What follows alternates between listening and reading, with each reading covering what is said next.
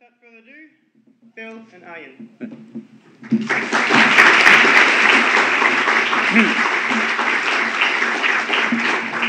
Thank you very much. It's a pleasure for me to be here to talk about something that was really concerned me when I was doing some work at NSA, and that's the ethics in what I was doing.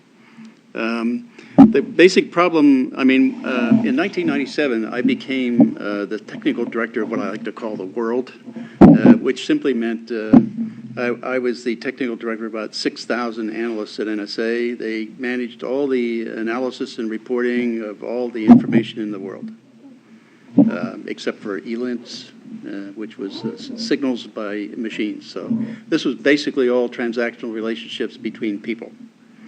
And they had a real problem. They couldn't figure out what they had. Even back then, there was too much data for them to look at. They couldn't figure out and see any threats coming from terrorists or from criminal activity or even from militaries that were using the internet or the phone network. So it was really a major problem for them, and it was my job to try to solve that. So I tried to look at that and see, well, what could I do to make that a meaningful or pull out meaningful information and make it manageable for the analysts to be able to figure these things out and actually report them, so they might have a chance to stop, terrorist attacks before they happen, and save lives. So that was the requirement that I worked against, and I started to say, well, if I looked at it the way I looked at the Soviet problem, I used the metadata to see into the content of what they were doing. So in other words, it was, instead of looking, if you looked at the content of data, you were buried immediately. And that was true back then, because even now, even when they didn't have the capacity to collect as much data as they can today, they had that problem then. Because the analysts would get 50,000 items a day, and they'd have to go through all of these 50,000 items to find something. Once they found something they had to report, they had to stop and report it. That meant all that time was lost looking at the other data. And so they never got through anything any day. So the next day came along, another 50,000 items. They have to do the same, and it was a repeat day after day. And they kept saying they can't, they need some help and training to figure this out. So my approach was to say, well, I used metadata on the Soviet problem, and it worked just fine, so I'll use metadata here. That metadata would allow me to group and cluster things into communities and all their activities together so that I can look into what they're doing and say, this is the community I want, and I'll pull all that data out, and everything else I'll let go right by. So I got rid of I didn't have a problem managing content because I didn't take it in. So that was the first thing I did, to filter it right up front. And then we started graphing all the metadata. And at that point, this is where it became a serious problem. Because now we knew the relationships of everybody in the world with everybody else in the world. In other words, I knew everybody's social network in every environment. And this was not and to me, it was not an acceptable view into people's lives. It was a direct violation of their, privacy rights. I could deduct from any of the metadata and relationships. You can figure out what people are involved in, what medical problems they have, who they're having. Basically, you can assert people that are having affairs. You can look at all kinds of metadata like that and figure lots of activity of people without having any of the content whatsoever. So I had a real problem here. How can we pull out all the data about people who were really doing bad things and give it to our analysts to be able to figure out what was going on and take action against it, and yet protect the privacy of everybody else? Even though we had the metadata, we wanted to do that. So we just decided to encrypt all the metadata. And so that it was never in any other form other than encrypted inside NSA, so that even the NSA analysts couldn't tell who they had. So, as you'll see in the field, some of the slides I have, even later the FBI or CIA couldn't tell because they have direct access to it too. And all the collection from GCHQ, NSA stores, and they've got access to that too for long periods of time, 5 to 10 years at least. So that encryption gave the protection to the people so that no one could tell, even inside NSA, who they were looking at. They could still. We did a unique encryption, so we got rid of homomorphic mapping. We didn't have to do that. Okay, we worked a way of getting around that. So The point was to add layers of complexity in the encryption, not the single encrypted in one layer, but add the layers and keep that single layer encrypted, but make the complication in the layers so that when you get to encrypting, you always get the same result from a given input at any time. That eliminates homomorphic mapping. So that was the way we got around that. And so now we could build graphs with encrypted versions and look at people as an encrypted version and say what were they doing, is there a probable cause to target them, and so on from that activity. So that was one of the things that NSA ran across when they were looking at some of our collection. They said, here's one guy we have to target, so let's... They wanted to look at him to find out who it was, so they called me in at 6 o'clock at night on Friday because they couldn't decrypt the value to see who it was to target. That was the whole point of it, right? NSA analysts weren't supposed to know who they were targeting until they could show probable cause. And I said, that's the whole point of this exercise. That's why we did it this way. Well, at the same time, I went to the terrorist surveillance program, the office where they were looking at all terrorism around the world, and I said, how many sites contribute information to you to analyze terrorism around the world? Just give me a list of them, and they gave me 18 sites. So the program we developed cost from the beginning about $3.2 million from scratch to develop. And we are running 24 hours a day for about a year and a half in 3 separate sites. So I was after terrorism, the main target. This is like mid-2000 that we did this. So then they gave us 18 sites. So by the end of, by November of 2000, we had all the program running from beginning to end, from antennas all the way, and all the sources back into the databases, which I'll also show you here in a minute. And that's when we said, okay, now we're ready to move in a deployed fashion against terrorism worldwide. So I had these 18 sites, and I proposed to go to them, and that was like $9.5 million to do that. So in other words, anything, if we had deployed that, we'd planned on starting the deployment in January, and this was all done electronically, remotely downloaded. Almost all. I mean, there were some sites we had to send equipment, but most of it was electronic download, so we could do most of it within a week. And it cost only $9.5 million. We had to add some equipment here and there, so it'd take a month to get there, but you know, that would mean that we would know what the terrorists were doing as they did it. Because it was a focused, targeted approach. We didn't pull in meaningless data of people who weren't involved in anything. And so we had a very finite amount of information to look at, so it was a manageable problem. And in the end, we also put on that because we didn't trust our own analysts, okay? So we built an audit routine in that to watch the entire network that we were building. So any analysts coming on, looking at data, we audited as they did it. We looked at the network log and monitored exactly what they were doing. So they modified, or if they violated any law or any access or use of data, we could pick that up as they did it. This was one of the things we proposed for all of NSA, but they rejected that because it was, we had 2 groups opposing it. One were the analysts. That means they say, you mean to tell me you're going to be watching everything I do and monitoring me all the time and seeing how I manage data and all that? And I said, sure. That whole group said, I don't want you monitoring me, or you just mind your own business. I'll do my job, you do yours. That's kind of a hypocritical statement, I thought. But at any rate, the other group were the managers, and they said, you mean to tell me you'll be able to see the programs that are succeeding, those that are failing? Sure. And you'll be able to give return on investment on all these programs? Certainly. I mean, we'll be able to see all the data coming in from the programs and see how productive it is, and also see the money being spent to maintain the program or to develop the program. So we'll be able to see all that. And he said, okay, and you mean to tell me you'll be able to see me moving money around from one program to another? Yeah, we'll be able to see that too.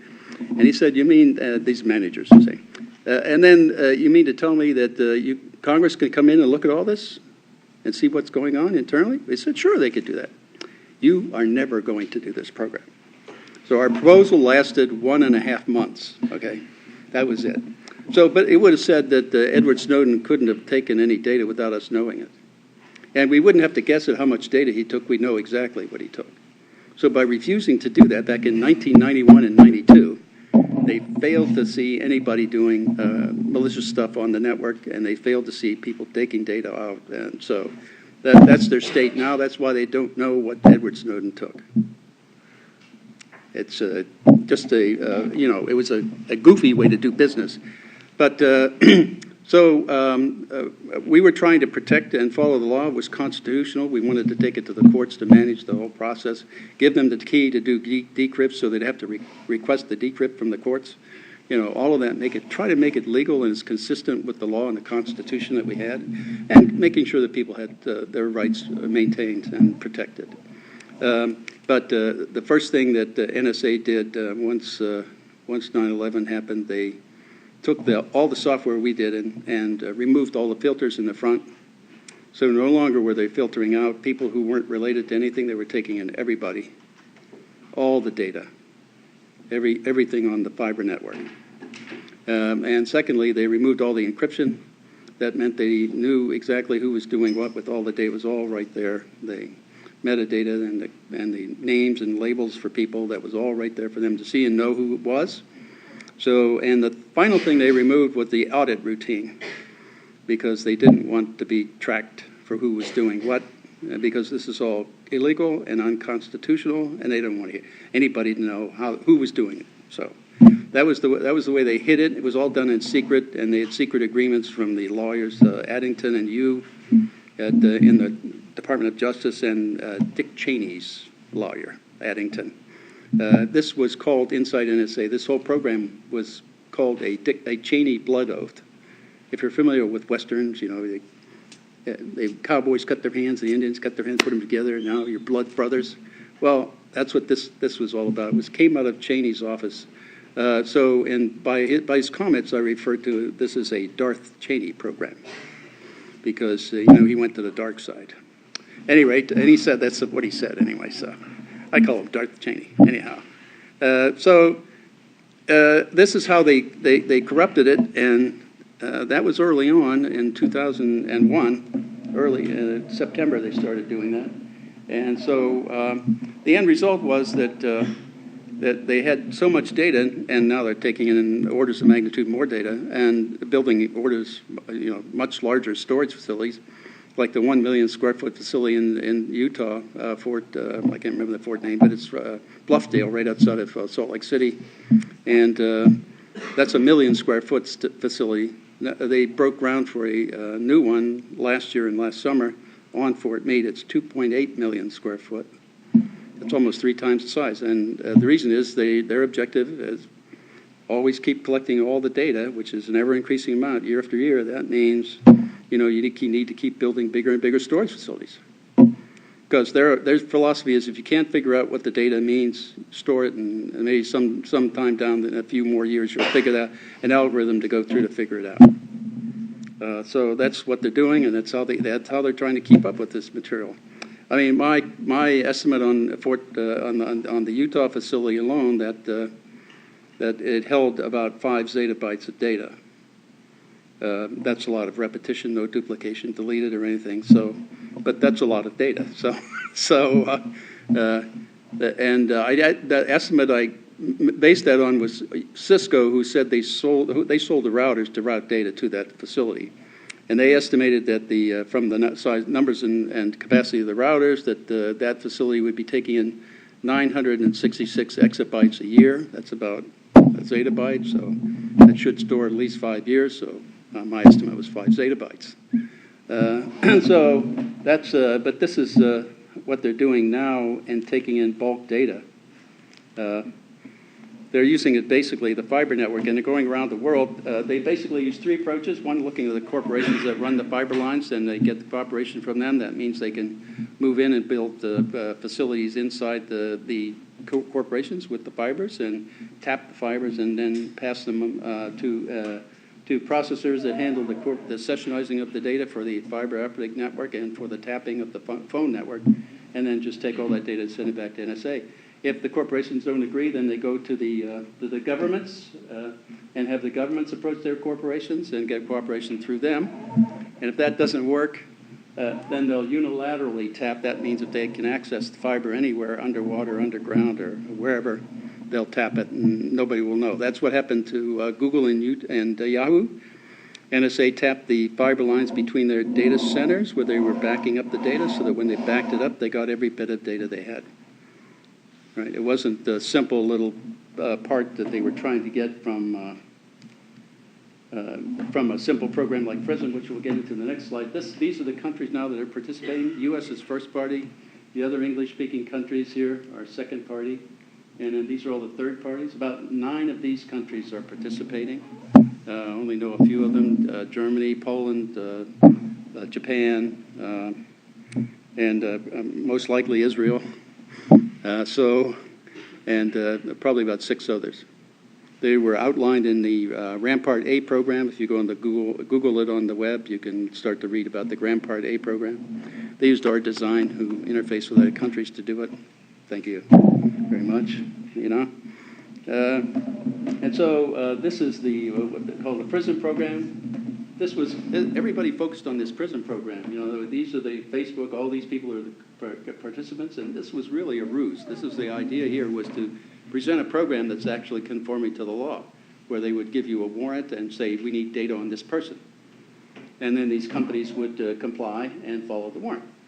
So that they were presenting that to Congress and the FISA court and everybody saying we're following the law, when in fact, the real program is the upstream program. These are the fiber optic taps. This is where they're taking every bit of data off the network. And this is the Fairview program. That's AT&T, Stormbrews, Verizon, and Blarney. Is about 28 other companies also tapping the fibers. And in Oakstar, the 9 separate third-party countries that are participating also. So, but for example, the Fairview program, these are the taps inside the United States. This is all unconstitutional. If you look at the green dots here, these are the transoceanic cables and where they surface. That's where all the foreigners are. And so yet they say the upstream programs for foreigners, yet all the other points are collecting domestic data. So the target there is domestic, not foreign. If they want only foreigners, they're at the green dots where the surface, where the cables surface, because that's where they all are. You know, either they're transiting, coming into the U.S. or going out the U.S. to foreigners, or transiting through the U.S.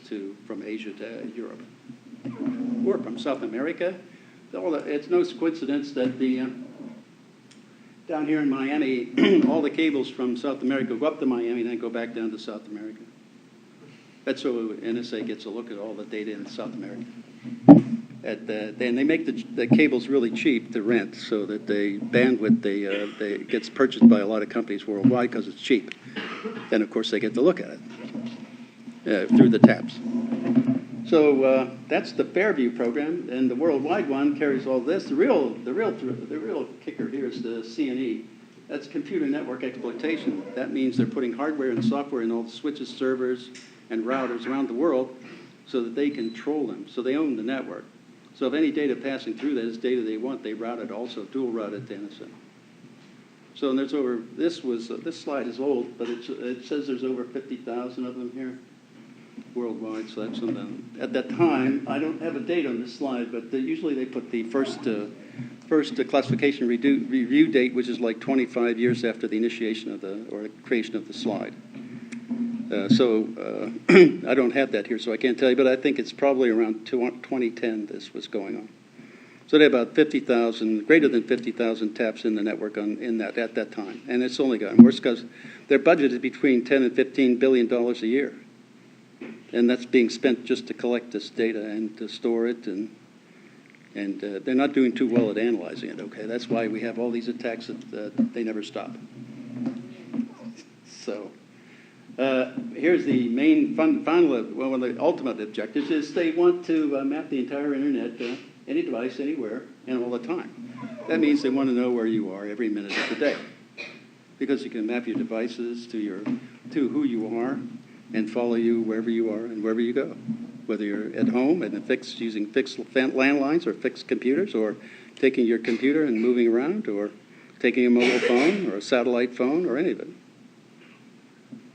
This is there. You can read about this program. Google this on the web, and you can read about that if you want. These are then, once you collect all this data, these are then the programs that they feed back into. All of this area here is NSA, And you see over here is FBI and CIA. This is the FBI Technology Center in Quantico. So they go through the Quantico Center right directly into the databases. There is no oversight whatsoever of this approach. None of this is audited by or monitored by anybody. And it's shared with police around the world. And we'll get into that shortly. But this is the design of all the software that we had put in place and left them in 2001. Because once we found out what they were doing, collecting all this data, we couldn't stay there. That is, Kirk Wiebe, Ed Loomis, and I, we had to leave NSA. We couldn't be associated with this. Because it's a direct violation of the Constitution, and it's a direct violation of any number of laws in the United States, Pen Register Law, the Electronic Privacy Act, Electronic Security Act, all the laws governing the FCC, regulations covering the telecommunications companies. But that's also why the telecommunications companies had to get retroactive immunity for all the crimes they were committing in conjunction with the U.S. government. So, this was a really, and we were partially responsible for this. This is why we're standing up and opposing it publicly, because this is a crime. And under Executive Order 13526, Section 1.7, which I keep pointing out to them, they are, by their own regulations, they cannot classify, maintain classified, or not declassify any evidence of a crime, corruption, fraud, waste, and abuse, all of which this is. So they are in violation of their own regulations for classification. And we've been waiting to argue this in court. So I've got 4 separate lawsuits run against the United States government for constitutional violations. This is what you have to do. I mean, I'm responsible for this, so I have to do something about it. That's my responsibility. I created this monster, and so I've got to stand up and do something. So I'm suing them. I got 4 lawsuits running, all on the constitutional basis, and they're scared as hell. They're trying to keep those out of court as much as possible. That's one's in the Second Circuit Court of Appeals, one's in the Third, one's in the Ninth, and one's in the 11th. These are the courts just below the Supreme Court. And that will mean I'm shining a lot of sunlight on their illegal, unconstitutional criminal activity. And they don't want that. So, and this was the design. These are the graphing indexes here. And they index into the digital network database and the voice database. And when you pull the graphing routines out of here, you also pull the associated content with it, so you can analyze all of that by communities by simply making one pull. And it will pull all that data together. And that's unfortunately what we also left in the design. We didn't go any further than that because, and it was fortunate, because we had to build visual displays, and that was taking a lot of time, so we didn't have time to do that. By that time, they started violating the Constitution. First, U.S. citizens were first in the pit to get bulk acquisition. Now you've all joined us. Okay, we're all together in this mess. So all these programs are ones we left them, and they haven't. I've looked at all the publications from Edward Snowden, including the 2009 NSA-IG report on the Stellar Wind program, which is the domestic collection part of that. And they haven't done anything to it. Nothing. So that's progress for you, right? At any rate, the further complication, this is where it gets really bad, okay? The problem here is when you give information on everybody to a central point and a central power, sooner or later they use it. And what they're doing here is this is the Special Operations Division, this SOD here, of the the Drug Enforcement Administration. It's also in conjunction with the FBI. They go into the NSA database, and the function of the SOD is to analyze all the data in NSA for criminal activity, common crime, drug trafficking, money laundering, anything they can find, they do it. The IRS is a part of this SOD too. So they look at for money laundering, tax evasion, that kind of thing. The others are DHS and CIA, and I think the DIA is part of that. So there's a lot of government components who are also looking at this data with no oversight at all, and no attempt at oversight.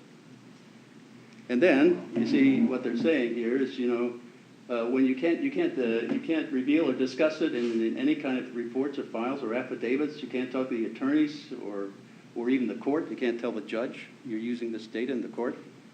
You can't even still, the state and local officials who you tell to go arrest the people from the data. They say, go to this parking lot, watch for that truck to pull in that parking space, then go arrest them, bring in the drug dogs, and get the dope. And you can't, of course, tell your foreign counterpart, that's your police. Right? That's anybody who has any relationship with whatsoever with the FBI or the DEA worldwide, they can get this information. But they'll never be given the data to go into court. They'll just be told that you have to do what's called a parallel construction. And this means you use standard policing techniques to find the data. Of course, it helps that you already know where it is from NSA, so that makes it easier. And you can do the subpoenas and things like that. This is a standard policing approach to get data to arrest people, to show probable cause and arrest them. Well, this is the data they used to substitute in the court of law for the data they really used, which was NSA collected data. So that's called perjury. That's simply perjury. And this is the Department of Justice of the United States doing it, as well as the other countries affiliated with them. So I call this a planned program perjury policy, I couldn't think of another P, run by the Department of Justice of the United States. They're criminals. And so I call them the Department of Just Us. Because it ain't me and it ain't you. It's not us, right? It's only a selected few. So at any rate, that's really the kicker here. This is now destroying our entire judicial process. It's a violation of the First Amendment. First, from knowing you no longer have free association because of this. The Fourth Amendment, you no longer have privacy in terms of the content of your letters or email. That's a letter, right? And the Fifth Amendment, you're testifying against yourself because they're reading everything you're saying. That's a violation of the Sixth Amendment's due process. Once they do that, they fabricate evidence to substitute in the court of law, which denies you due process. You have the right to challenge discovery in the court of law, which says you have the right to challenge anything they have and as evidence and use against you. Well, they're fabricating it. You can't, how are you going to challenge that? So it's a total violation of the Constitution. I call this treason against the founding principles of the United States. And it's subverting your constitutional rights, your civil rights, all over the world, because this data is being used against people here in Europe. And we have help from our European allies. Thank you. That's the ethical problem here. And we started this. We're responsible for some of this, and we have to speak against it. That's the point I have. Thanks.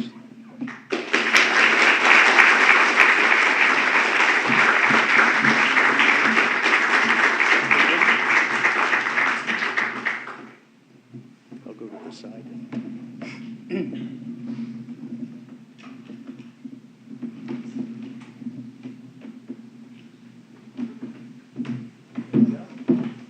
Hi all.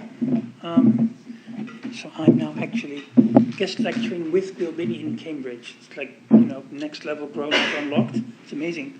My name is Arjen Kamphuis. My corporate title is Lead Advisor Information Security for a big Dutch engineering advisory company called Brunel, named after the British guy. It was lead hacker, or anything with the word hacker was not allowed in the legal department, so it became this thing.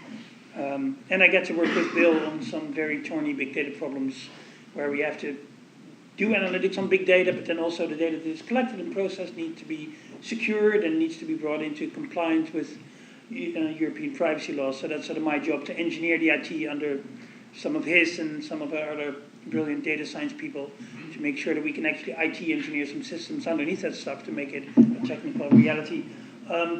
So I get to have people like Bill as colleague. We also sponsor a boat, so when it's not sailing around the world at ridiculous speeds, we very occasionally get to play with this under adult supervision, which is very cool. This thing actually sails 10% faster than the wind speed, which can go up to crazy speeds. It's pretty cool. It's the biggest piece of carbon fiber I ever got my hands on. So one of the problems with digital security and losing information or getting what is called cyber crimes. The word cyber is difficult because it doesn't really mean anything, but it sounds very cool to managers, so it's abused a lot, is that it's very hard to know where stuff comes from. much harder than in the physical world. If your car gets stolen, you have a starting point that the last time you saw your car, that's probably where the thief was at some point when they stole it. If somebody is going into your computer and making off with money off your bank account, they could be anywhere in the world. And it can be quite difficult, especially for police organizations that are not, shall we say, well versed in some of this interweb stuff, to help you out get your money back. And usually it's difficult. The attribution problem also goes to bigger situations when you're not talking about small theft of a couple of €100 or a couple of £1,000, but on like digital attacks on entire countries. Well, who is doing the attacking?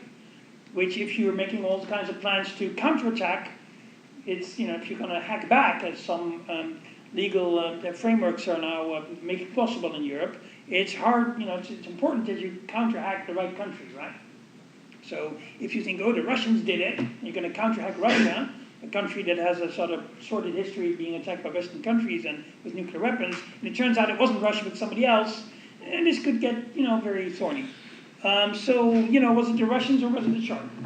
It's important to know the difference, because otherwise we get into real problems. So, thanks to Bill and Edward Snowden and Tom Drake and other brave people, we know now that the spying is actually way beyond some of the worst nightmares of the hacker scene in the 1990s.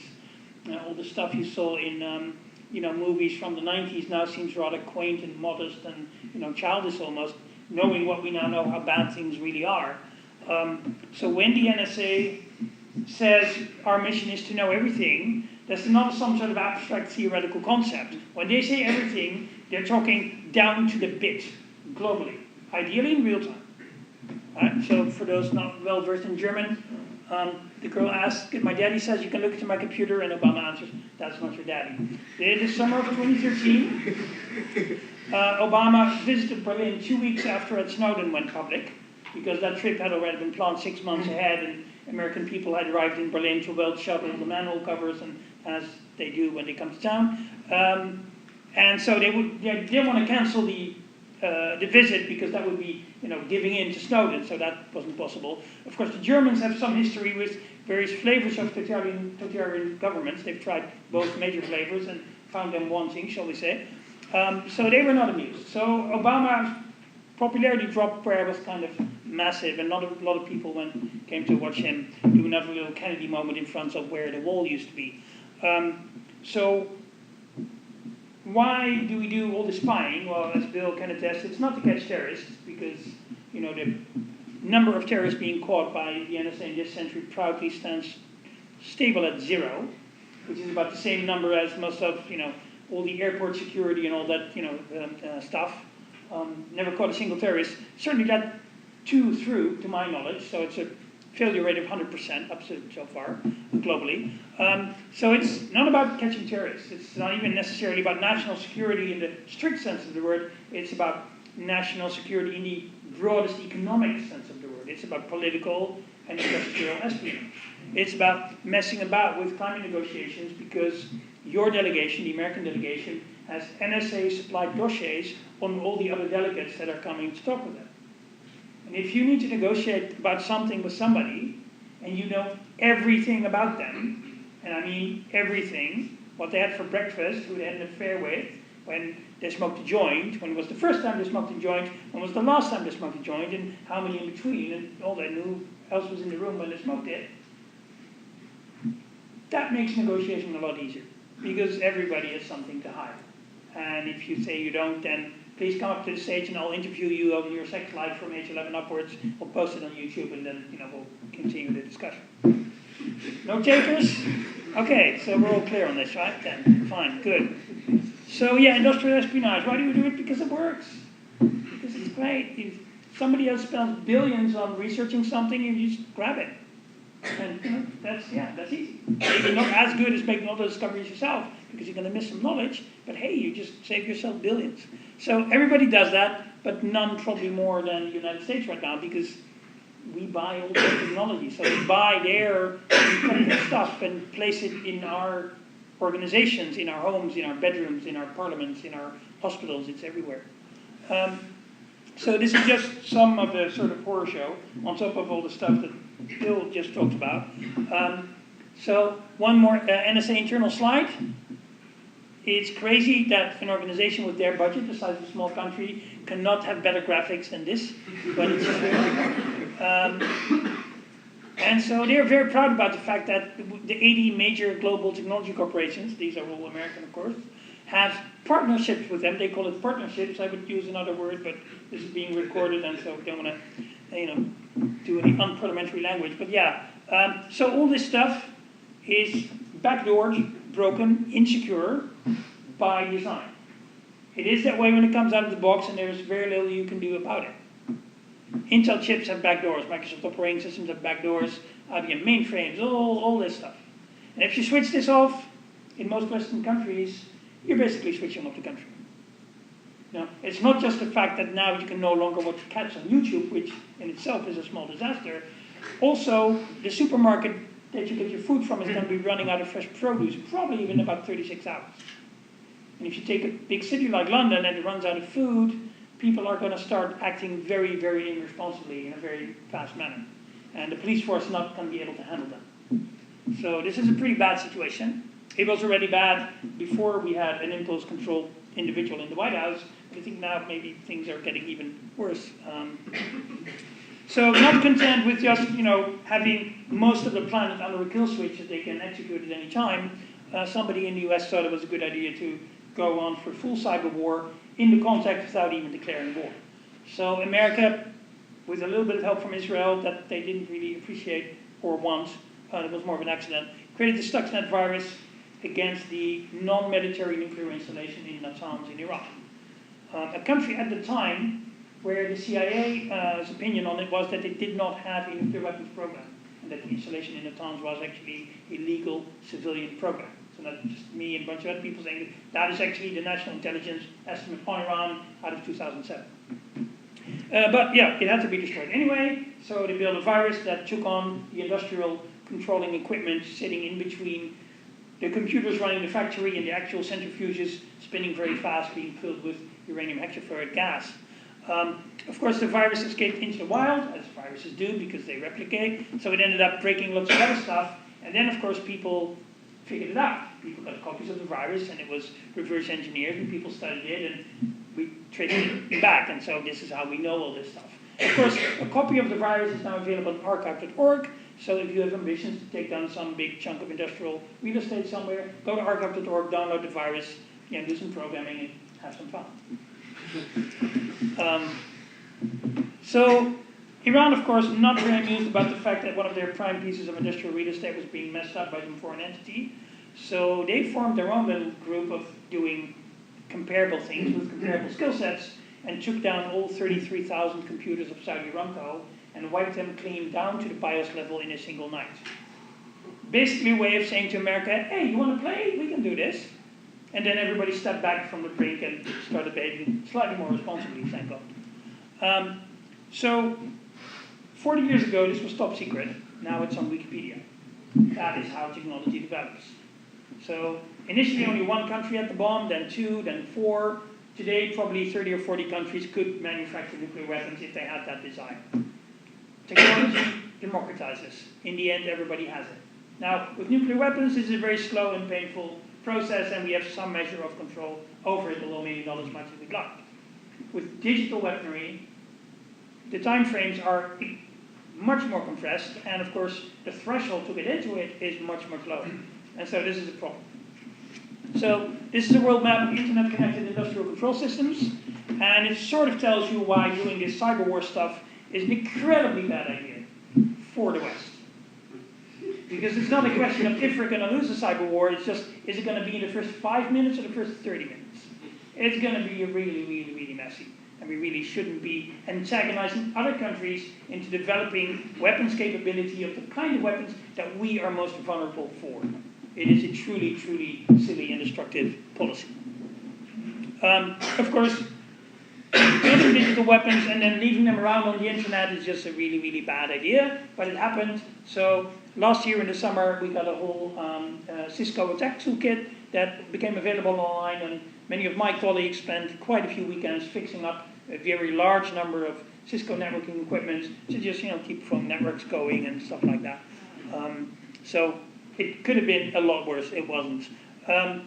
Now, of course, we've seen the WannaCry virus this year and the Pecha virus, which in this country took down about 40 hospitals. In the Netherlands, it took down 17 container terminals at the cost of about 350 million euros. And it took several weeks for global logistics change to recover from that, since Rotterdam is the world's biggest port. So that's bad. That was not, I contend, a criminal activity. The total revenue from this whole thing was less than $100,000. So it was a criminal action, it was a total failure. And so I don't think it was a criminal action.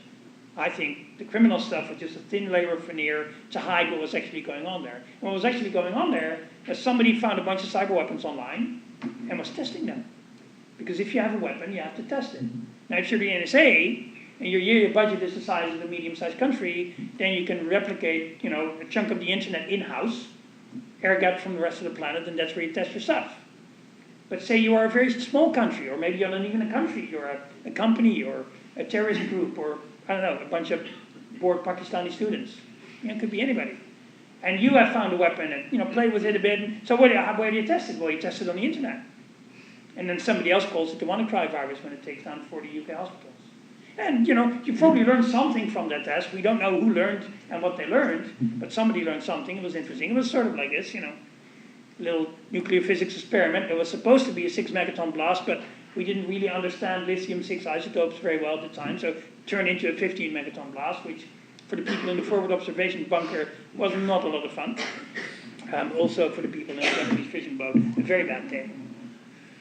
So all this stuff, of course, sounds like a really, really bad movie, but it turns out to be just factually true. And particularly Edward Snowden gave us very detailed technical documentation on all of this stuff. So the debate is no longer, is this true, is it happening? The only real debate we should be having is what are we going to do about it? So, this being the UK, you have to go there. Ed Snowden also told us another thing. He told us that a lot of stuff is broken, but he also told us that there's some things that do work. So, our governments, including the government in this country, after every terrorist attack, keep saying we have to ban crypto now, even though there is not a single case in recent European history where crypto plays a significant role in the preparation of crypto attacks. So if you want to prevent the recent terrorist attacks, what you need to do is you need to ban the rental of white vans to young men, not installing Signal on your phone or using PGP, because those things play no role.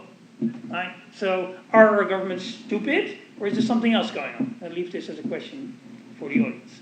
But so, encryption can work if you use it correctly, and of course if you have the hardware that can be made safe. So that is something you can do. There we go. So one of the things I do with some of my colleagues as we look at the IT infrastructures of very large organizations, there are basically two things that we do. One is we try to measure the stuff that's already there, and we try to secure it as well as possible. But I think WannaCry and Pecha virus are literally just a tiny tip of the iceberg of the crap that we're going to see over the next few years. And so our ability to secure that environment is going to go down in the future, and there's very little we can actually do about it. Nothing to do with the fact how clever we are or may not be. It's just that all these systems are broken, and the secrets about that brokenness is now out there. So everybody's going to get in on this game, and it's going to be a pretty big mess. So while we're doing that, we have the parallel program, which is we're going to be architecting new stacks that are not dependent on all the stacks that we now know that are broken, because why would you continue to use technology that you know is completely hopelessly insecure? And not just insecure, it's insecurable by design. So we have to move away from that. Now, that is not something you can do quickly. It's a multi-year process. I think, between 5 to 10 years, an organization, depending on how big you are and how much money you want to spend on it, stuff like that. But I know for sure that in about 8 or 10 years, you can develop and implement a completely new, from the silicon up IT architecture. New chip architectures, new operating system layers, new middleware, new applications, and new interfaces. And also in that time period, people can learn how to use those. And now, how is it that I know that for absolute certain? Well, because we did it over the last 10 years. Completely new sort of system. It was implemented in our society. We didn't have to put everybody in a new school. Everybody adopted it. Everybody can use it. And this is a computer. And it works. So we can do it. It's a matter of, do you want to do it? Do you give it priority? And do you have some policy framework to do it? So these are some of the things that we sort of buy or build or architect for some of the clients that really have high sort of security needs. So your basic, laptop or whatever device comes with some security features, but really it's not very much. So we can put some more secure operating system on there and apps and some crypto stuff, and then we can harden the hardware, and then we can even replace things like the BIOS with something that we can actually audit and trust. And then, of course, there's custom hardware all the way at the top. The problem with that is, if you're, say, a journalist, we do a lot of work with investigative journalists, then you don't want to be caught with custom hardware at the Iranian border after you've just done an interview with the political opposition there. This is probably going to end bad for you and your sources. So this is usually also expensive. This other stuff is not that expensive. It mostly requires a bit of knowledge and a bit of time. Of course, if you're going to do some of the more scary stuff in the world, visiting dangerous countries or whatever, you also need to learn other things about security, not just the crypto stuff, not just the math. You also have to not leave your laptop lying around in your hotel in a country where the government probably already has their eye on you. I can't help you if you leave your laptop lying around in a hotel that other people can enter and put a hardware bug under your keyboard that records all your keystroke, including your password, so then everything falls apart.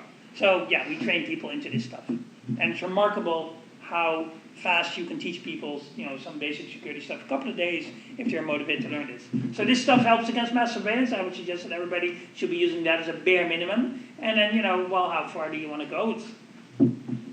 Are you doing something important? Might you be messed with by somebody? Maybe you're making life difficult for a big company or something like that. Or you have a brilliant idea for a new startup and you want to keep it a secret from a potential competitor. You might want to go a bit further there. So this is all very, very doable. Now, I'm a big proponent of using free software because we can audit it for the same reasons that I think we should be able to read our laws. I think we should also be allowed to read the code that runs our lives. Not because everybody's going to be reading that code. I tend not to read source code. It must be beyond me. I do other stuff. But I do think it's important that we live in a society where I have the right to read the code that runs my life. In the same way that I'm not a lawyer and don't read law books all the time, but I would be a bit worried if I wasn't allowed to read the law because it interfered with somebody's ability to make money. I don't think that is a good priority setting. So I think free software is key to having at least a chance of creating systems that we can trust. It's not a guarantee, the same as democracy is not a guarantee of having a nice country, but it does seem to be sort of a precondition for it, right? So it's not, immediately instant unicorns, but it's sort of an important step towards there, I think. So if you're going to be building systems or part of a group that architects something, I think a very good general rule for dealing with data, especially data about human beings, that if you can't protect it, don't collect it. Very, very simple. Don't collect more than you need. And if you're unsure if you can protect this stuff, don't do it. Which is one of the big problems with mass surveillance, aside from the fact that it's probably illegal, probably immoral, and it doesn't work. You're creating a giant new pile of data, which is now, of course, obviously a new target for all kinds of other people who want to say, hey, we'd like a copy of that. And then can you secure it? Maybe not. The NSA couldn't secure their internal above top secret documents from an external contractor who was basically hired to manage a bunch of SharePoint servers. True story. It's called Edward Snowden. So, yeah, professional responsibility. It's really simple. You have to take it. Some of you guys will be developing concepts, ideas, algorithms, formulas, maybe source code that's going to do important stuff. And so it's not enough to say, oh, I'm just doing an algorithm here. I'm not sure what it's going to be used for. It might be running some source code in a drone that flies over Pakistan and shoots at kids. But hey, I just wrote the algorithm. It's not my responsibility. No, that's not good enough. We all have to get there because there's lots of other people who understand the mathematics and the source code and the technology a lot less than anybody in this room. And they make decisions that are sometimes quite insane. And anybody who's read the news of the last decade can, I think of a couple of examples. So, yeah, all of us as professionals and as human beings need to take responsibility for the stuff that we help create. Because otherwise, we end up with a lot more bad stuff. So we'd like technology and science to do wonderful things for us. But powerful tools can be used in two ways. And so we need to take responsibility. So I wrote this book back in 2014 to help journalists.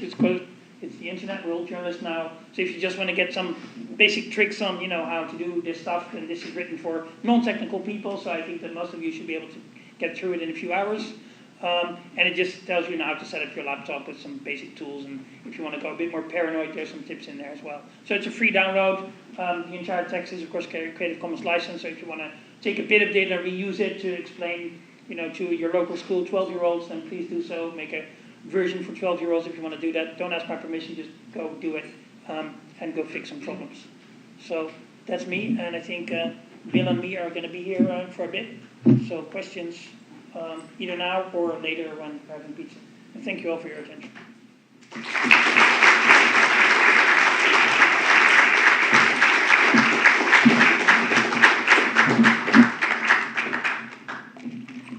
Right, so we have some time for questions for both Bill and Arjen. So I guess I can go around to our seats and then we can sit and make it feel a bit more relaxed.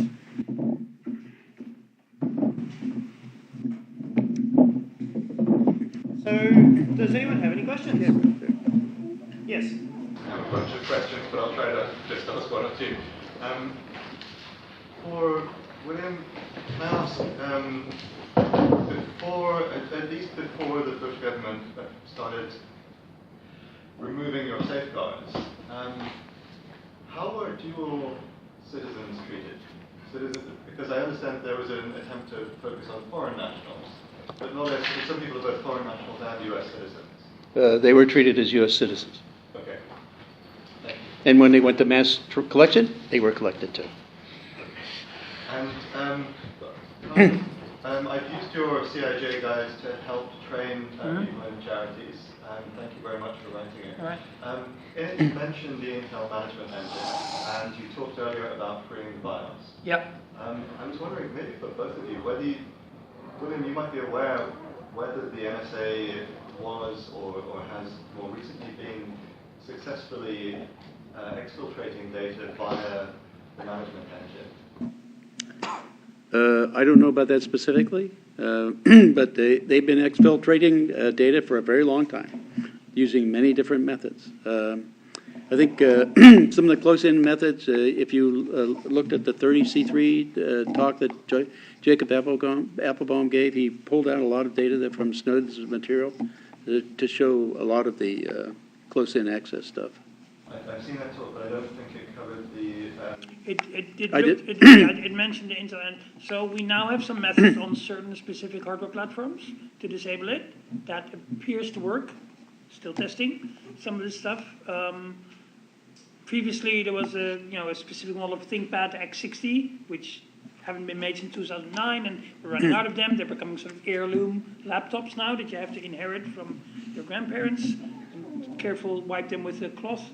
But we're getting more and more laptop models now that are commodity available, where we can disable this engine and then combine it with hardened operating systems and removing key components out of the laptop, such as Bluetooth chips and Wi-Fi and speakers and microphones and infrared eyes and hot gluing the Ethernet port and a bunch of things.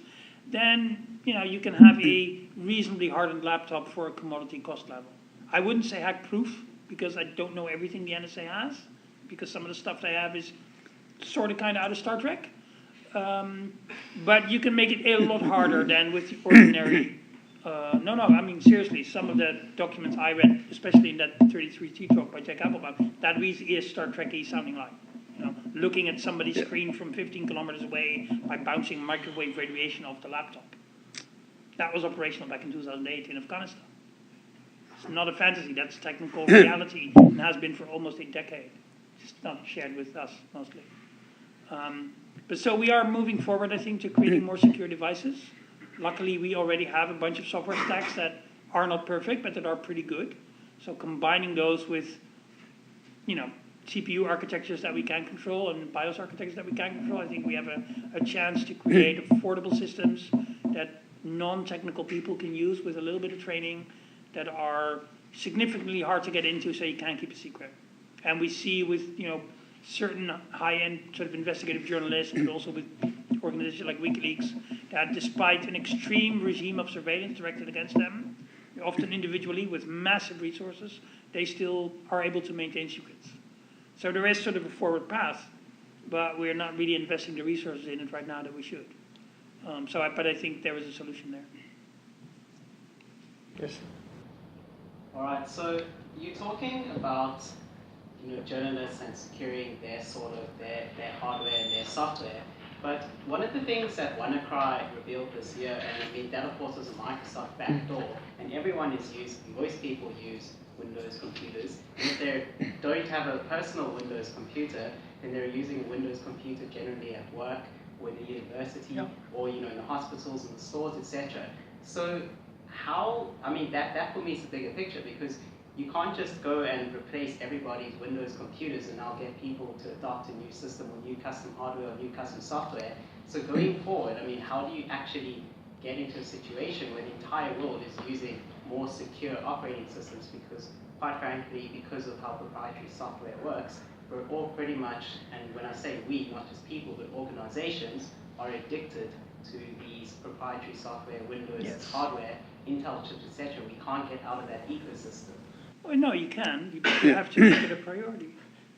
You have to make it a priority. I think one thing that we can do is to choose to go and work for companies that produce open source operating systems, auditable operating systems, rather than choosing to work for companies that produce these closed operating systems that can't be scrutinized. You can choose to work for Microsoft and get paid a lot of money. You can choose to work for something like the Linux project and you get paid a lot less money, or Debian, but you're doing something a bit more substantial. Yeah. And as the individuals, we have to decide, how much money do I want to make versus how much, not that simple, but how much money do I want to make versus how much am I concerned about the products that I'm making? Am I propagating this ecosystem of unsafe software, unsafe computing, versus am I going to devote myself, or at least part of myself, to promoting something that is more safe, more secure? And as an individual, so everything you're saying about proprietary software is true. It's also a policy choice. 30 years ago, everybody was using asbestos because it had wonderful positive properties, such as fire retarding and insulation and, beautiful stuff, really, asbestos. We should be building all children's hospitals out of solid asbestos, clearly, because, think of the children and the possible fire. Then it turns out asbestos had this one property that, while having no building technical factor, was a bit of a thing and gave you cancer. So then we stopped using asbestos. And it took about 20 years of fighting with the building industry to convince them to stop using materials that gave us cancer. So I think the tragedy here is that, we've known about some of these problems actually, especially things like the fact that all Windows operating systems, to take an example, are by design backdoored and have been since at least 1999 that we know of, probably before that. And we knew this, in a report to the EU Parliament back in 2001, July 2001, and then everybody went on holiday, and then in September they were going to debate it, and something else happened. So we sort of forgot about it. We could have started transitioning in the early 2000s. So when I say it takes 10 years, it always takes 10 years. So every day you wait, with starting the transition, is going to be one more day that 10 years later you're not yet done yet. Had we started in 2005 or 2007, it would have been done by now, mostly.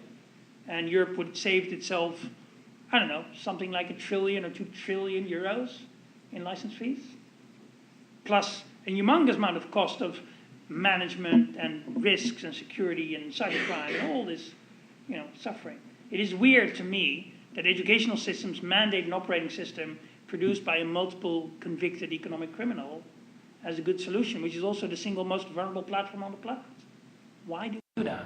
Well, I think to compound that as well is that in the United States, every school is they're rolling out laptops to schools, and their preferred vendors are Google for the Chromebooks and Microsoft, and both of those, are known to have backdoors to the NSA, and that's what kids or children under the age of 18, so minors, are using, and that's happening recently, so there doesn't seem to be any deceleration in that trend.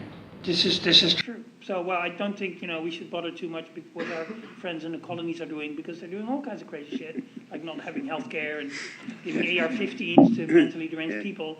So, really, I don't think we should take them as a standard. I think that's just a silly thing to do. So, I think we should have our own thing. We have a very large group of smart countries here, and we're perfectly capable of developing this stuff ourselves. Why are we paying in Europe about 250 billion euros a year for spyware? And we could be using 250 billion euros a year to develop technology that we own. It's just a really, really silly thing. And so you can say it has always been thus. Well, it used to be that slavery was always been thus. At some point, you have to start changing. And then lots of people will say, oh, this is economically terrible. Think of all those cotton plantations. Well, in the end, we changed it. So do you want to be part of the change, or do you want to be part of the people that say that, well, slavery may not be good, but, it's an economic necessity? What camp do you want to be in? Yes. On Microsoft research around the world. I will not comment on Windows, but I want to point out that we work on an open source research project where we implementing the TLS stack, and it's all open source. The goal is to verify it, and so I saw a nice connection to your mountain of building a new software stack. Maybe you can see a bit more on your work, and then I can talk afterwards about that. Okay, cool, yeah. We have a chance to talk with Bill and Arjen afterwards. We're going upstairs for pizza if anyone wants to join. Cool. Okay, more questions? I'd like to go back to Mr. Binney. When you were, let's go back to the beginning of the story. When you were at the NSA, you and half a gazillion others were developing this software. 6 other people. 600 people. Six. Other people. 6. Right. Yeah. Yeah. Oh, okay. Before all this came out, before you found that the NSA was misusing it, when you were in the process of development and you were talking to managers and your colleagues and so on, how much ethical discussion was there inside the NSA before the excrement hit the fan? None, because I never talked to the managers. The reason I didn't was because if I talked to them, they'd want to impede my progress. So I never asked permission. I simply did it. That's the way I operated inside NSA. That was another reason they didn't like me, because I didn't subject myself to their opinions and convoluted logic. Because their agendas was more like building an empire, maintaining the empire they have, acquiring more money, building a budget. That was not mine. Mine was solving the problem. Just to follow on that, how far into developing this, so ThinThread was the main program you developed, how far into that did you realize, this could be causing a big problem in and of itself? Well, basically, when the graphing technique we were graphing about, in the one system we were graphing a little over 10 trillion transactions. And it was boiling down to something like 200 billion relationships, which made me, at the media, at that point you knew you were into everything in the world, and you were into everybody's knickers. So you had to, that was very, at that point we said, this is the most powerful analytic process ever developed by man. So we've got to do something to protect people in this process. And that was probably, we first started seeing the output of that in 1998. By late 98, we were saying this. Right. So it was only a few months after we started. Okay. Yes. The other day I saw a movie. I'm not sure if that based on your story, and at the end of the movie, the guy who do the whistleblowing and move to Russia and his girlfriend. I wonder if you have seen that movie. Edward Snowden, yeah. Yeah. So I helped. I was the technical coordinator for that for Oliver Stone. Yeah. So that is the real story, and so I believe some part of yours also put in that story, because Yes. I saw that page, that picture. You saw the indexing. I'm remembering that movie very, very. That's where it came from. From. Yeah, I was providing all the technical background for that movie. Thank you. Sorry. Yes. So you talked about the bulk collection of data. There's like a huge amount of data that's being collected, but my impression is that most of this data would be encrypted, right? And No, see, that's the thing they removed. They removed the encryption. So it's not encrypted at all. You mean the collected data? Yeah, but they have ways of seeing through a good deal of that. Because more and more we're seeing like end-to-end encrypted chat and end-to-end encrypted applications, and so I'm assuming that a big part. I don't know what. But running on completely broken platforms and completely broken hardware platforms. Right, that's my point. Is so if they want to compromise endpoints, they can. But what percentage of all our endpoints, our phones, our computers are being actively targeted? Is it 50,000 people, a few million people? Is it all of us that they're actively like decrypting all our end-to-end encrypted chats? Well, they have a couple hundred people working on that, I think. That's my guess at it, okay? It's being done in S3.1. If you go look at the NSA organizational chart, you can see where it fits. It's the encryption. I think they've divided into Suite A and Suite B encryption systems.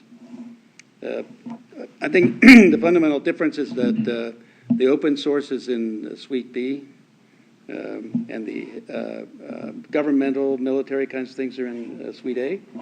That's where the key exchange never occurs in an open form. It's always couriered, and the key changes every day for every device on every link. So in that sense, it's much more difficult to attack than a generic encryption system used by many people. Again, just to follow up on that, it's not that they can't decrypt things that are end-to-end encrypted, even if they don't have VPNs compromised. They did that a few years ago, and again, we learned that from Snowden. If you want to expand on this, that Diffie-Hellman key exchange was an implementation that was compromised, and they're able to read 1/3 of encrypted internet traffic. So that's end-to-end encrypted communication was still able to be decrypted without any compromise on the actual endpoints. Just grab the encrypted data, they're able to open it. Also, the process of targeting individual systems used to be a highly manual process, which means it didn't scale. Yeah. Now it is highly automated. So you can automatically compromise millions or tens of millions or hundreds of millions of endpoints because there's no individual human involved in going after that one laptop or mobile phone. And so mass surveillance or targeted surveillance now scales to mass. So what we now have is massively scaled targeted surveillance, which is literally the worst of both worlds. Yes. I assume other countries have programs like the NSA, and I was wondering whether they sort of you tap it and then the other country also taps it, or whether the NSA competes and wants to prevent other countries from tapping. Well, I mean, other countries do do this type of activity to the resource with the ability they've got in terms of resources and access and things like that, and whether or not other countries are buying their equipment, giving them access into their system. So, the U.S. by far is the largest seller of equipment worldwide. The Chinese are trying to compete now. So, if you buy anything that's not yours, made in your country, you're buying somebody else's tap point. So I think the answer is they try to do as much as they can, but the resources they have isn't anywhere near what the NSA or GCHQ have. It's also a reasonable assumption that so there's 70,000 or 80,000 contractors at NSA at the time of Snowden. So do we think that Snowden was the only one who ever took something? Or do we think maybe there's 10 or 20 Chinese infiltrators in there? What would you do if you were Chinese intelligence? Are you going to build your own $1 trillion intelligence apparatus? Or are you going to just infiltrate 20 people as commercial contractors who make about $200,000 a year? So it's not a shitty job. Into the NSA and just get the keys to the kingdom that way. It's much easier, cheaper, and you don't have to do all that stuff yourself. So basically assume that anything the NSA collects, they can protect from tens of, dozens of, maybe thousands of other people who go in there and who then just also take it. And again, it's not limited to Chinese intelligence. It might also be a Mexican drugs cartel because they have intelligence needs. So it's a giant unlimited grab bag for everybody and anybody. That's the problem. If it was just one organization, it would be bad, but at least there was some sort of control somewhere. But since they can't control their own stuff that they collect, we should assume that lots of entities have it, and not just governments. Thank you very much. Two very interesting talks about measures that one can take to protect against infiltration by agencies. But that leads on to a question. And in asking the question, I'm not saying that I approve of what it's about. But what's your views on the proposition that security agencies, military intelligence agencies, have an internally attributed authority to evade the law? In that, for instance, if they want to burgle somebody, they can do it. If they think it's necessary to assassinate somebody, they can do it. All you need is authorization at a sufficiently high level, and it does happen. Yeah. So what's your views? I think that they basically do exactly what you say. I mean, but they do it in secret now. They're doing it out in the open, right? Like, for example, Clapper lies to Congress about what they're doing, and they find out about it. What happens to him? Nothing, right? Other people lie to Congress, Alexander, and nothing happens, right? They release the phone conversations of the U.S. president. What happens to them after that? Nothing. This is the arrogance of power of the shadow government, which I call the intelligence agencies are the Praetorian Guard of the U.S. They determine who the emperor is and what they do, and they're arrogant about it and open about it. Now, I mean, it's more recent, the last 4 or so years, they're being open and just saying, we can do anything we want. If those agencies have a proud and documented history of, fighting for truth, democracy, and apple pie and stuff like that, maybe then we could accept that sometimes in order to stop something terrible from happening, they have to break laws that other people have to uphold.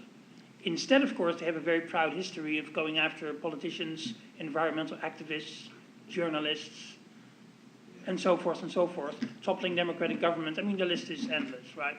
Just go Google Operation Ajax for some of the youngsters here. So it sort of splits 2 ways. If it's for the good of national protection as such, it could be maybe acceptable with the proper oversight. If it is for the suppression of opinion. Or if it is to topple other governments to make them safe for American fruit companies to build plantations.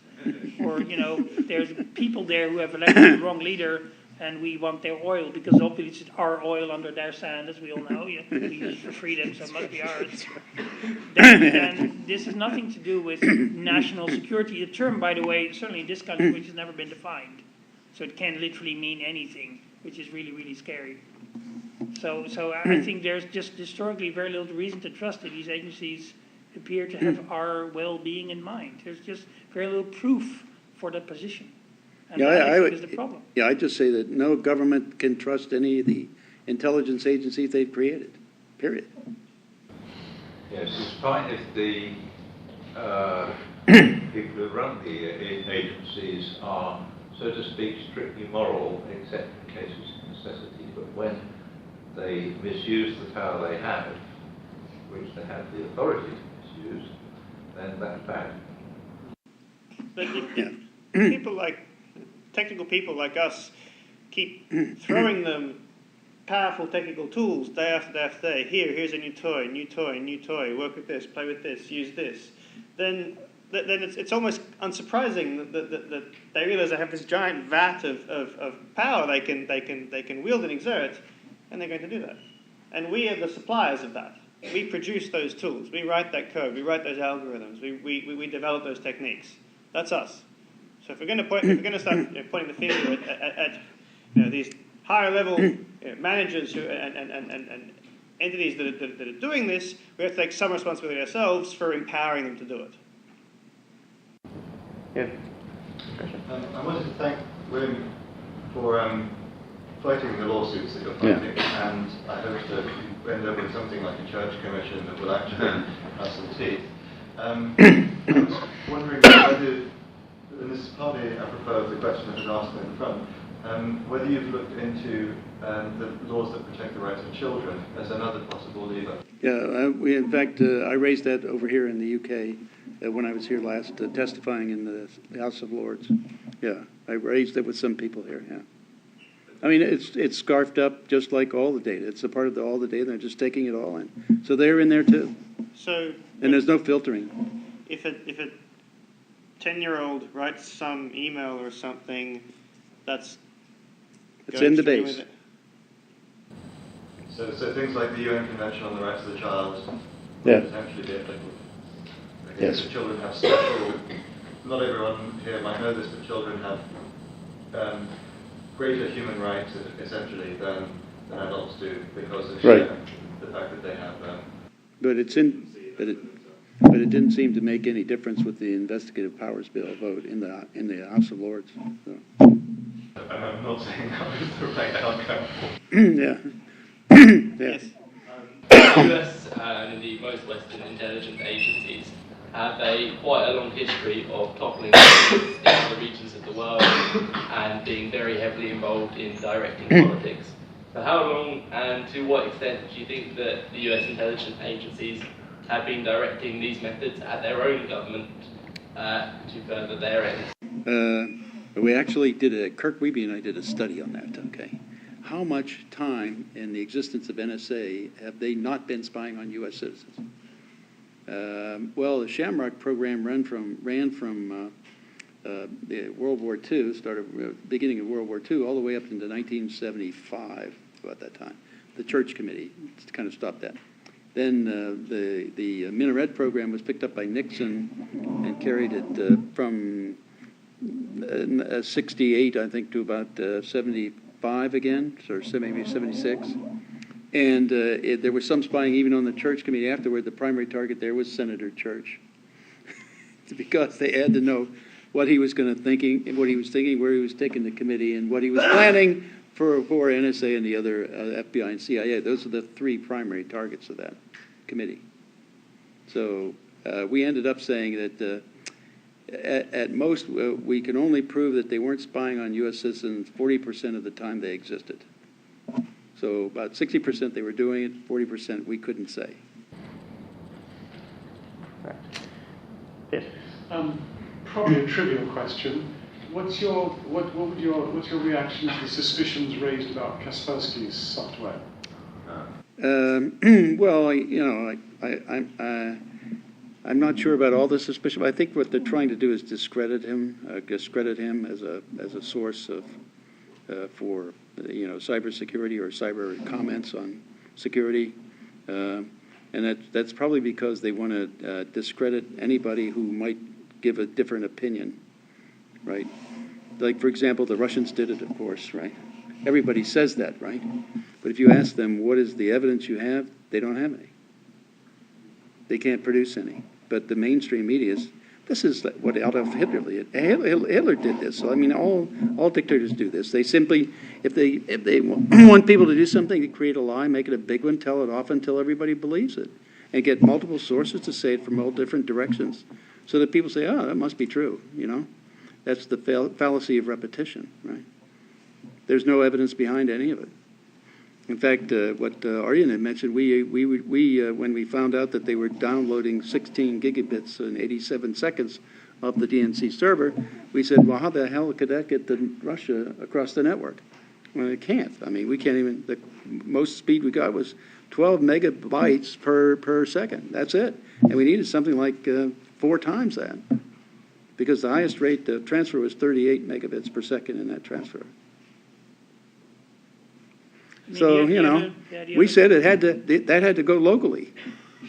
It couldn't go across the network. The transfer speed is remarkably close to USB 3.1 storage device. That's it, yeah. So it looked pretty local to us, so, we certainly had to prove that we couldn't go very far. The other thing, of course, with antivirus is basically if you're running an operating system that requires antivirus software, then your problem is you're running a wrong operating system. The best XKCD comic I've seen about this that really explains it all was about the fact that Diebold proudly announced that they were running antivirus systems on their voting computers. And somebody said, well, surely that's better than having not antivirus software on the voting computers. And then, so this is the brilliance of the comic explained it well. Well, imagine you're a parent and you come to the teacher's evening, and the teacher tells you, well, look, whenever I'm teaching, I'm always wearing a condom. Better than none, but somehow something is very, very wrong here. Right? Yeah. So if you're using an operating system that needs a virus scanner to survive on the internet, get another operating system, seriously. Well, it could depend on the reasons they're wearing the conflict, but...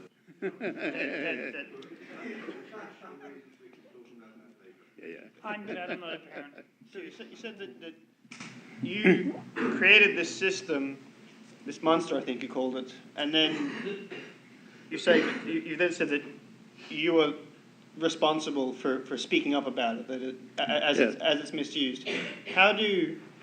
What would you say to someone else who's done something, who's created something in a similar position to you, where you've created something that turns out to be very powerful and starts to be very misused? How would you advise someone like that as to how to do, a technical person, a mathematician, computer scientist? Well, I mean, the point is, if what you create is subverted and used for malicious purposes, then you bear some responsibility and the capacity to be able to do that. And that's when you have to stand up and speak against it. That's the only thing you can do. I mean, I call the cutting edge of technologies the bleeding edge also. You know, on one side you bleed, the other side you're making progress, cutting through technology. Right? So, but again, there's it's a two-edged sword with how things are used. I mean, you create something for good, and it could do good, but when you get people who are corrupt and criminal involved in the process of deciding how this capability is used, they can subvert it, and that's exactly what happened to us. So they used it for criminal purposes. So I have to speak up publicly, and that's to shine light on their criminality. That's what they're afraid of. Yeah. There's a question back there. If you're in that situation, just to take this a little further, if you're aware of vulnerabilities or, let's call them vulnerabilities in whatever tool you have produced, do you feel you have a duty to spread that knowledge about if the tool is being misused, so that it can no longer be misused or can be misused but with lesser effect? Yeah, but unfortunately I don't know one. Okay. If I did, I would say, I tell them how they should be doing it. They should be using a targeted, directed, focused attack on the data so that you get people who are really trying to do something criminal and get rid of all this other stuff and don't even have it because it wastes your time and energy and effort. That's the way to really do it. And in fact, I published several articles telling them how to do it with deductive, inductive, and abductive logic. I can't force them to do it because I'm not in it. Although I might be again. I don't know. I don't know. But at any rate, if I had the opportunity, I would fix that way and give people privacy and force it. I mean, just if somebody got in the road, I'd put him in the loading dock. You can manage the loading dock or something. No flavor of logic. No. Has any power over No. I mean, when you're mentally impaired, you're mentally impaired. Yes. Okay, I think we have time for one more question before we get kicked out of the room. So, please. Yeah.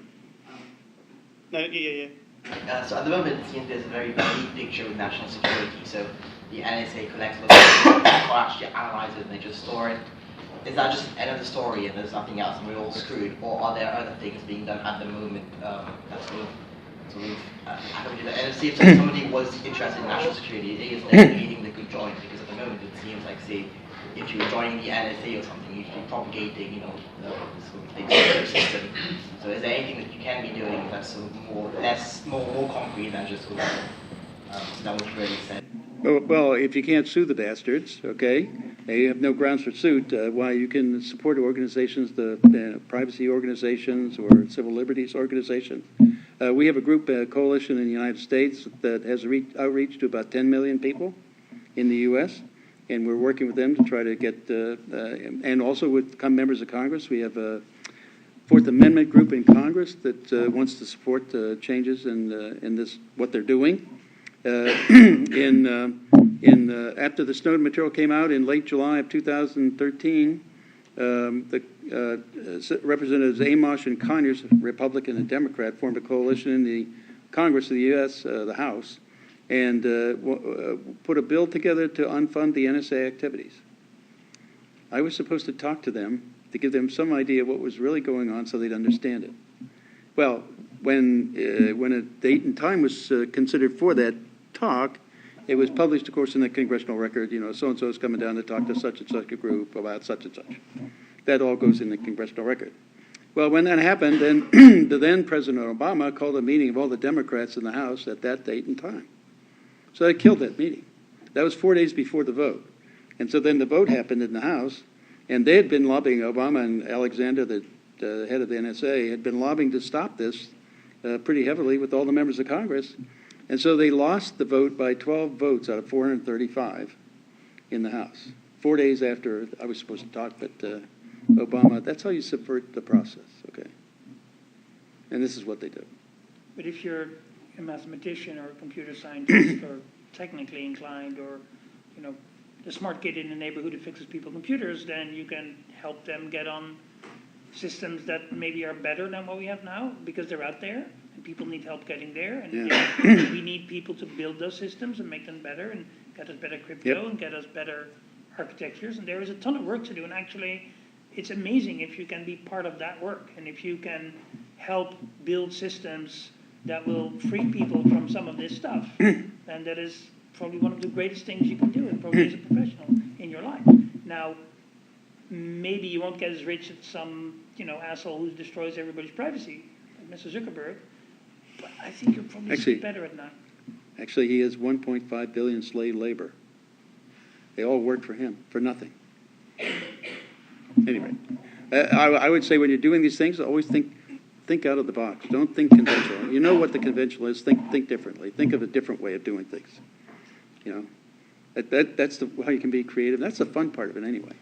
So if you can do these things and mess over everybody's mind because they don't know what's going on, that's great, Right. I think we need to leave it there. So let's put our hands together for Bill and Arjen.